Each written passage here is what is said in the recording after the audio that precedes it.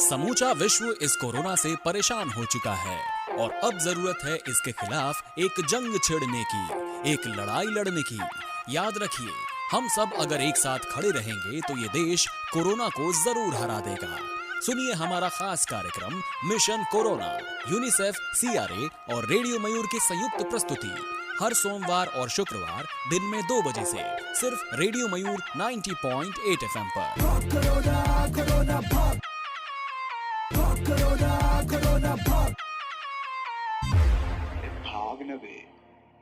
नमस्कार छपरा, मैं हूं आपका दोस्त आरजे रजत और आप सुन रहे हैं रेडियो मयूर 90.8 FM। दोस्तों, यूनिसेफ, CRA और रेडियो मयूर के संयुक्त तत्वाधान में प्रायोजित होने वाला कार्यक्रम मिशन कोरोना के इस एपिसोड में आपका बहुत बहुत स्वागत है।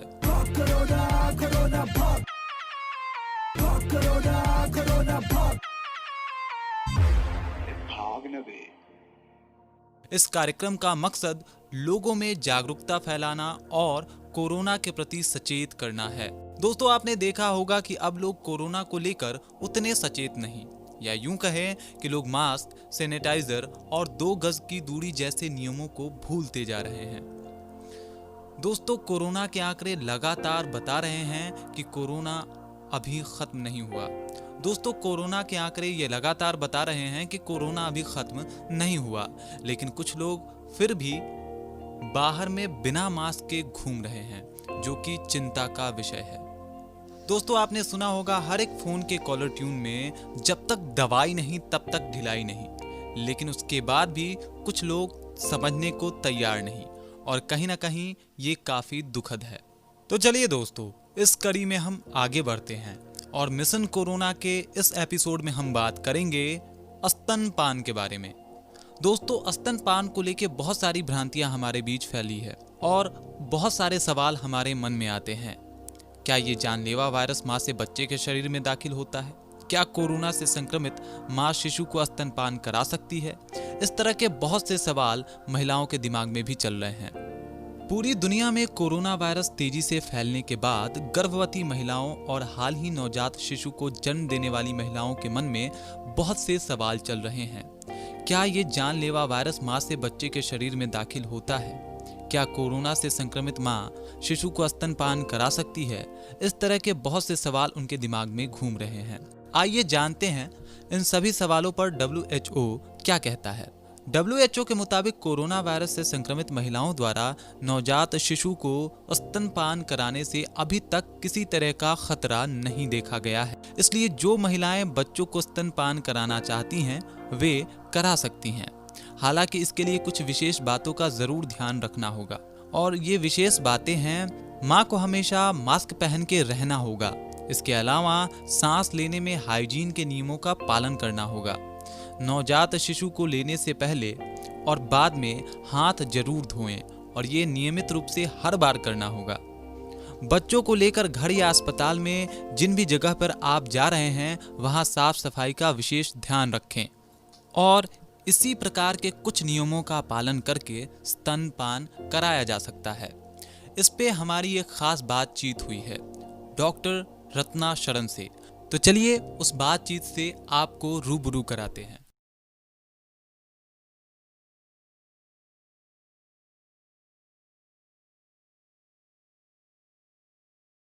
रेडियो मयूर 90.8 FM सुने अपने दिल की आवाज से। मैं हूं आपका दोस्त आरजे रजत, और ये है मिशन कोरोना का अगला एपिसोड, जिसमें हम बात करेंगे क्षेत्रीय अपर स्वास्थ्य निदेशक डॉक्टर रत्ना शरण जी से, जो क्षेत्रीय कार्यक्रम प्रबंधक इकाई सारण प्रमंडल की हैं। तो चलिए, सबसे पहले स्वागत है मैम आपका। Thank you. और जो मेरा सबसे पहला सवाल है मैम, वो ये है कि सबसे पहले तो आप हमारे श्रोताओं को कोरोना जागरूकता पे क्या कहना चाहेंगे? देखिए, अब हम लोग पिछले दिसंबर से इसके बारे में सुन रहे हैं, कोरोना कोरोना कोरोना, लेकिन अभी भी कल प्राइम मिनिस्टर का भी हम लोगों ने भाषण सुना। मतलब बहुत दुख और क्षोभ के साथ हमको ये कहना पड़ रहा है कि हम लोग में जागरूकता नहीं है। इसका मतलब इलाज तो पीछे, दवाई पीछे, सबसे पहले छोटी सी सावधानी जो हम लोग नहीं कर रहे हैं। एक मास्क पहनने में क्या जाता है, हाथ धोने में क्या जाता है, और थोड़ा सा डिस्टेंस जिसमें 1 पैसा खर्च नहीं होना है। कुछ भी नहीं होना है। मैंने बहुत दुख है ये कहते हुए, प्राइम मिनिस्टर ने बहुत दुखी होकर करबद्ध प्रार्थना की है कि हम लोग इतना भी नहीं कर पा रहे। इतना अगर हम लोग कर लें तो समझिए कि हम लोग तो 90% जंग जीत लेंगे, कि हम लोग मास्क पहन के रहें, डिस्टेंस मेंटेन करें और हाथ धोएं। इतना सिंपल चीज़ है। इसके लिए हम लोग को मतलब लोगों को अगर बोलना पड़े और बार बार बोलना पड़े तो ये दुख लगता है, बहुत दुख लगता है। बहुत अच्छी बात बताई मैम, और हो सके इस बात को सुनने के बाद अब छपरा वासी थोड़ा सा अपने में मेंटेन करें इस बात को। चलिए, आज जो हमारा क्वेश्चन है वो स्तनपान को लेके है। तो मेरा पहला सवाल आपसे है कि प्रेगनेंसी और स्तनपान के दौरान कोरोना संक्रमण नहीं हो या फिर नहीं होता है या फिर हो भी जाता है तो इसको कैसे लेंगे सर मैम? देखिए, कोरोना संक्रमण मदर को तो हो सकता है अगर वो कांटेक्ट में आएगी, जो भी होगा, लेकिन चूंकि ये बिल्कुल नया वायरस है इसलिए अभी तक इसके बारे में ये पता नहीं चल पाया है। एक हम लोग का होता है ब्लड प्लेसेंटल बैरियर, जो कि माँ से बच्चा शिशु वो प्लेसेंटा और जो गर्भनाल बोलते हैं उससे कनेक्टेड रहता है। अभी तक इसका कोई ठोस प्रमाण हम लोग को नहीं मिल पाया है कि ये वायरस वो गर्भनाल को पार करके बच्चे में जा रहा है कि नहीं। अभी तक इसका कोई ठोस हम लोग के पास प्रमाण नहीं है। तो माँ अगर अफेक्टेड है तो मदर तक ही अभी हम लोग ये मानकर चल रहे हैं कि मदर तक ही अफेक्टेड है, क्योंकि अभी ऐसा कोई केस नहीं है। ऐसा कोई केस नहीं आया है। और यूं भी जो एकदम नवजात और जन्म जो नए बच्चे होते हैं उनमें इसका परसेंटेज बहुत ही कम पाया जाता है। समझ गए ना? जैसे कि बहुत सारी बीमारियां जैसे हेपेटाइटिस बी है, अगर मदर उसकी करियर है, मदर आप देखिए कि मदर बिल्कुल नॉर्मल है, पता चलेगा कि उसका हेपेटाइटिस बी से वो संक्रमित है, जो कि हम लोग हमेशा करवाते हैं एंटीनेटल चेकअप में, तो वो पार करता है। तो इसलिए हम लोग ब्रेस्ट फीडिंग स्टार्ट करने के पहले बच्चे को एक बहुत ही अति आवश्यक सुई हेपा बी नाम से वो दे देते हैं। लेकिन इस वायरस के चलते अभी तक ऐसा हम लोग को प्रमाण नहीं मिला है कि ये क्रॉस करके बच्चे में जाता है। बहुत अच्छी बात बताई आपने मैम। मेरा एक अगला सवाल है कि प्रेगनेंसी और स्तनपान के दौरान कोरोना वायरस तो नहीं होता, इसको आपने बताया। कोरोना संक्रमण को ध्यान में रखते हुए स्तनपान के दौरान कौन कौन सी सावधानियां रखनी चाहिए मैम? एकमात्र सावधानी जो हम लोग बरतते हैं, स्तनपान तो आप जानते हैं कि बहुत ही आवश्यक है। अगर कोरोना पॉजिटिव लेडी भी है, उसने अगर बच्चे को जन्म दिया है तो उसको स्तनपान कराने में किसी तरह की कोई रुकावट नहीं है। कोई मतलब इसका प्रमाण नहीं है कि मदर के मिल्क में वो सिक्रीट होकर बच्चे को पहुंचेगा। इसलिए समय समय पर माँ जैसे भी बच्चे को पूर्ण सावधानी बरतते हुए हाथ अच्छे से धोने, साबुन से, मास्क लगा ले, एक अटेंडेंट रहे डिस्टेंस मेंटेनिंग करते हुए जो बच्चे को लाकर स्तनपान कराने को दे, क्योंकि स्तनपान बच्चे के लिए अमृत है, वो निहायत ही जरूरी है। समझ गए ना? वो कराना ही कराना है, भले वो कोविड पॉजिटिव मदर है तो वो कराएगी ही कराएगी। कोई सावधानी बरतते हुए वो हाथ अपना धो देगी, बच्चे को होल्ड करने के पहले अच्छे से साफ कर देगी साबुन से, मास्क लगाएगी, बच्चे को स्तनपान कराएगी। और फिर साथ में तो घर के लोग रहते ही हैं, उनके बच्चे को बहुत ज़्यादा क्लोज बहुत देर तक बच्चे को नहीं रखेगी, लेकिन स्तनपान बिल्कुल करवाएगी। स्तनपान नहीं करवाने का प्रश्न ही नहीं है। ओके मैम, जैसा कि अभी आपने बताया कि आप मास्क लगा के बच्चे को गोद में उठा सकते हो, उसे स्तनपान करा सकते हो, तो मतलब सांस संबंधित हाइजीन का ख्याल हमें रखना है। हाँ, सांस संबंधित मतलब रखना तो बिल्कुल है, हाइजीन का ख्याल तो रखना ही है, उसको बिल्कुल रखना है। अच्छा, महिलाओं को इस दौरान क्या क्या सहायता की जरूरत पड़ सकती है? देखिए, अगर नॉर्मल डिलीवरी है तो अगर माँ हर तरह से स्वस्थ है तब उसको तो नॉर्मल केसेस में तो बच्चा माँ खुद हैंडल करती है, तो खुद ही पिलाती है, खुद सब कुछ मैनेज कर लेती है। लेकिन इस समय हम लोग चाहेंगे कि बहुत ज़्यादा देर तक बच्चा माँ के क्लोज ना रहे, साथ में कोई उसको हेल्प करने के लिए रहे, ताकि बहुत ज़्यादा देर तक बच्चा समझे। लेकिन स्तनपान तो जरूर करवाना, इसलिए एकदम स्तनपान तो करवाना ही करवाना। और माँ को तो अपने हेल्थ का पूरा ख्याल रखना ही पड़ेगा। कोरोना में जैसा कि आप जानते हैं कि सांस संबंधी शिकायत होती है, तो अगर पता चल जाए तो उसको इनिशियल स्टेज से ही उसका डॉक्टर की सलाह ले कि क्या ट्रीटमेंट लेना है वो ले, जो सरकार का गाइडलाइन है उसके अनुसार।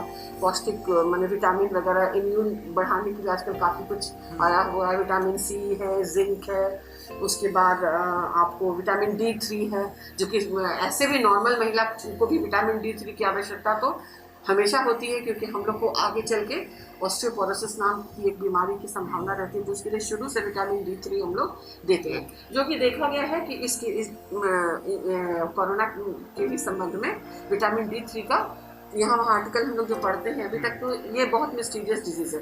अभी तक इसके बारे में 100% कोई ये नहीं कर पाया है यही ठीक है यही नहीं है। हर दिन आप देख रहे हैं कि शेयर मार्केट जैसा उतार चढ़ाव, कभी शेयर मार्केट बढ़ गया घट गया, तो आज ये सुबह में ये आ गया, शाम को उसको चेंज गाइडलाइन भी चेंज हो हाँ, तो इसलिए लेकिन यहाँ तक कि विटामिन C, जिंक और D3 का बहुत इंपॉर्टेंट रोल है, और वो ब्रेस्ट फीडिंग में वैसे भी हम लोग माइक्रोन्यूट्रिएंट उसको देते ही हैं। इसलिए ये सब का ध्यान तो रखना पड़ेगा, अपना इम्यूनिटी बढ़ाने के लिए अपना पौष्टिक आहार तो लेना ही पड़ेगा, प्रोटीन डाइट लेना पड़ेगा ताकि वीकनेस ना हो, क्योंकि इसमें काफ़ी वीकनेस हो जाती है, जैसा कि अमूमन जो लोग सफ़र कर चुके हैं उन लोगों ने बताया है कि काफ़ी वीकनेस होती है। इसमें रिच डाइट हम लोग उसको रिकमेंड करते हैं। वैसे भी प्रेगनेंसी लैक्टेशन में हम लोग दूध, साग, ये सब काफ़ी हम लोग प्रमोट करते हैं कि पौष्टिक आहार लीजिए आप, तो वो तो नॉर्मल चीज़ है, उसमें इसके लिए अलग से कुछ नहीं ऐसा करना है कि हम कोविड में तो ये खाएंगे फिर ये खा के ग्रस्त, ऐसा कुछ नहीं। बहुत अच्छी बात बताई आपने मैम। मेरा अगला सवाल है कि आपने कोई ऐसा मामला देखा जिसमें कोई कोविड संक्रमित माँ, उससे उसके बच्चे पे इफेक्ट पड़ा हो या वो संक्रमित हो गया यहाँ पे? हम लोग वी हैवंट कम अक्रॉस। क्या क्या एहतियात बरतने को बोला जाता है यहाँ पे हमारे सारण में? नॉर्मल पेशेंट, हर पेशेंट के लिए वही, माँ को भी ये मास्क लगाइए, हाथ धोइए, और क्या, और दूसरा कुछ नहीं अलग से। सरकारी आंकड़े और सरकार की ओर से क्या गाइडलाइन जारी की गई है स्तनपान और कोरोना का? अलग से कुछ नहीं कहा गया, नॉर्मल है कि मतलब आप स्तनपान करा सकते हैं। जहाँ तक यहाँ से लेके TMC से लेके सभी मतलब और लोगों से भी हमने बात किया, और मैंने गाहे बगाहे हम लोग ये सब जानना चाहते हैं, तो सब लोगों ने कहा, पता चला कि नहीं, स्तनपान में किसी तरह का कोई बाधा नहीं। अच्छा मैम, इससे जुड़ी इस विषय से संबंधित कोई जुड़ी आपको भ्रामक या फिर अभ्रंश सुनने को मिला जो लगा कि नहीं भाई ये ऐसा नहीं है और इसका आप खंडन करेंगे? बिल्कुल, वो जो नॉर्मल केसेस में अगर गांव वाले लोग रहेंगे कि नहीं, अगर कोविड पेशेंट पॉजिटिव हो गई, ना एक रखे अलग रखा, ऐसा कुछ नहीं। वो ज़्यादा एडल्ट को ही सावधानी बरतनी होगी। न्यू बॉर्न में ऐसे भी केसेस बहुत, न्यू बॉर्न इन्फेंट्स में अभी परसेंटेज के हिसाब से बहुत ही कम देखने को मिला। सर, इस विषय में आप छपरा को कुछ कहना चाहेंगे, कोई संदेश देना चाहेंगे कि कैसे करें? तो हमेशा एक ही चीज कहेंगे, कृपया, जो सरकार कह रही है, प्रधानमंत्री जी ने भी कल रात को बोला कि कृपया करबद्ध प्रार्थना है उनकी, मन कितने दुखी होकर उन्होंने बोला होगा ये बात कि आप लोग कृपया मास्क लगाइए। आप मार्केट में चले जाइए, घर में बैठिए तो लगेगा कि कोरोना हम लोग को जान ही ले लेगा, मार्केट में जाइए तो पता चलेगा कोरोना कहीं है ही नहीं। तो यही केस, तो यही असावधानी, मैंने सावधानी हटी दुर्घटना घटी। आप देखिएगा गाड़ी में लिखा रहता है पीछे, तो यही है, मास्क हटी कोरोना प्रवेश कर गया अंदर। इसलिए कृपया मास्क लगाइए, डिस्टेंस मेंटेन करिए और हाथ धोइए। ये 3 बेसिक प्रिंसिपल है, अगर इसको आप फॉलो कर लिए तो समझिए कि आपने तो 90% जंग जीत ली। बस बहुत अच्छी बात बताई आपने मैम। एक मेरा थोड़ा इस विषय से हट के क्वेश्चन है, और वो सवाल है कि क्या जब कोरोना वायरस आया था तब का माहौल अलग था और हमने उसे ज्यादा डीप ले लिया था, या फिर अब ज्यादा लाइट ले लिया? अब लाइट हो गए हम लोग, पहले बहुत ज्यादा सब में भय था, एक भय का ये था। अब या तो उसको सहते पब्लिक भी थोड़ा इम्यून हो गई कि भाई चलो क्या होगा क्या नहीं होगा, पब्लिक भी उठ गई, और इसी के चलते ये स्लैकनेस हम लोग के बीच में आ गया कि भाई छोड़ो, जो होना होगा टाइप वाला एटीट्यूड जो यूजुअली हम लोग में होता है, होगा देख लें। वो आ गया है हम लोग में। लेकिन ये बिल्कुल भी उचित नहीं है, बिल्कुल भी उचित नहीं। अगर हम लोग, क्योंकि इसका अभी कोई ठोस ड्रग नहीं है, कोई ठोस वैक्सीन नहीं है, सिवाय यही एक बचाव है इसका। जो भी हम लोग एंटीबायोटिक्स वगैरह सब ले रहे हैं, सब समझिए कि एक तरह से मैंने कवर अप करने के लिए ले रहे हैं। इसका एग्जैक्ट हम लोग के पास अभी भी कुछ भी नहीं, बिल्कुल कुछ भी। इसका मेडिसिन तो अभी मेडिसिन का तो सवाल ही छोड़िए कि अभी तो वैक्सीन ही नहीं है, मेडिसिन वगैरह अभी तो इसकी संरचना के बारे में ही सही से पता नहीं है। ये रोज म्यूटेट करता है, जैसे वायरस है, तरह तरह से अपना बदलता रहता है, इसलिए इसकी संरचना के बारे में ही अभी पता नहीं है। तो इसलिए हम लोग अभी मेडिसिन और वैक्सीन निकालने में बहुत ही कठिनाई हो रही है। इसको लेके काफी सारा कंफ्यूजन। हाँ, बहुत कंफ्यूजन है, बहुत रिसर्च वर्क चल रहे हैं, और हम लोग भगवान से उम्मीद करते हैं कि आगे इस पर सफलता मिले हम लोग को, ताकि हम लोग मैंने कल्याण हो सके सबका। लेकिन तब जब तक ये सब नहीं होता है तब तक अपना प्रोटेक्शन तो हम लोग के हाथ में है, यही करना, यही कहना। उम्मीद करता हूँ मैम कि आपकी इन बातों को सुन के शायद अब छपरा रास्ते पे वापस लौट आए। तो भगवान करे, मैं तो यही लोगों से प्रार्थना करूंगी कि कृपया इसको लाइटली ना लें। ये मत सोचे कि हाँ किसी को छोड़ने वाला नहीं है, समझ गए ना। आज क्या है वो किससे किसकी यारी है, आज मेरी तो कल तेरी बारी है आपसे, इसका समझ जाइए कि यही इस पर बहुत सटीक लागू होता है।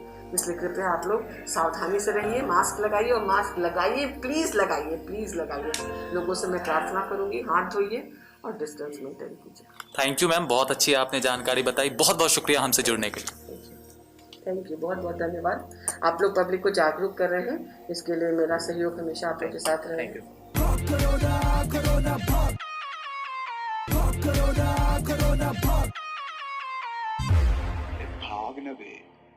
दोस्तों, ये थी डॉक्टर रत्ना शरण और उम्मीद करता हूँ डॉक्टर रत्ना शरण से हुई हमारी बातचीत आपको बेहद पसंद आई होगी और आपको बहुत सारी जानकारियाँ भी मिली होंगी।